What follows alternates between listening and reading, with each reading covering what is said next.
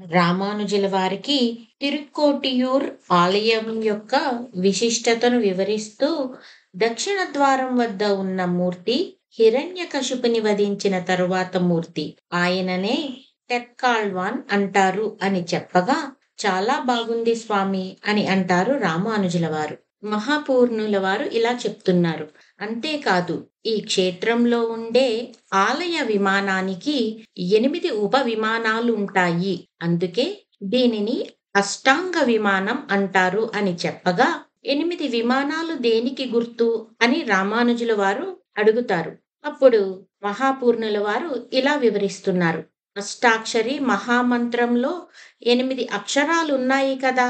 ఒక్కొక్క విమానంలో ఒక్కొక్క అక్షరాన్ని దాని అధిష్టాన దేవతతో పాటు ప్రతిష్ఠించి ప్రతి పూట స్వామితో పాటు ఆరాధిస్తారు. అదే దీని ప్రత్యేకత అని మహాపూర్ణుల వారు చెప్పగా, ఇలాంటి గొప్ప విమానాలు ఇంకా ఉన్నాయా స్వామి అని అక్కడున్న శిష్యులు అడుగుతారు. అప్పుడు మహాపూర్ణుల వారు ఇలా చెప్తున్నారు.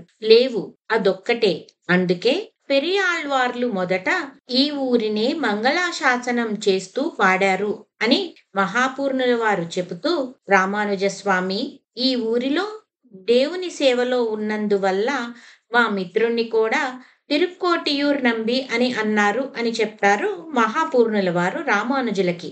ఇక కొన్ని రోజుల తర్వాత రామానుజుల వారు మహాపూర్ణుల వద్దకు వచ్చి, ఆచార్య, మీరాదేశించినట్లే తిరుక్కోటియూర్ బయలుదేరుతున్నాము, ఆజ్ఞ ఇవ్వండి అని నమస్కరించగా మహాపూర్ణుల వారు ఇలా అంటున్నారు. స్వామి రామానుజ, మీ వల్ల లోకమంతా బాగుపడాలి. నిగూఢమైన విశేషాలన్నీ మీరు సేకరించాలి, లోకానికి పంచాలి. వెళ్ళిరాండి, విజయోస్తు అని అంటారు. ఇక రామానుజుల వారు శిష్యులతో కలిసి తిరుక్కోటియూర్ బయలుదేరారు. యాత్రలో శిష్యులు ఇలా మాట్లాడుకుంటున్నారు. ఆచార్య స్వామితో యాత్ర భలే సరదాగా ఉంది కదా. నిజం, పెద్దలతో ప్రయాణమంటే వినోదంతో పాటు విజ్ఞానదాయకంగా కూడా ఉంటుంది అని అంటారు మరొక శిష్యుడు. నేను చూస్తున్నాను కదా, ప్రతి గ్రామంలోనూ ఎందరెందరో వచ్చి మన ఆచార్యులను సేవిస్తున్నారు అని అంటారు ఇంకొకరు.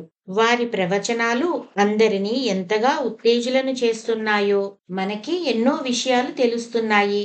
ఇప్పటికి 6 రోజులైంది బయలుదేరి, 6 నిమిషాలైనట్లుంది కదా. రేపటికి గోష్ఠీపురం చేరుతామట అని అనగా మరొక శిష్యుడు ఏమంటున్నాడో రేపు చూద్దాం.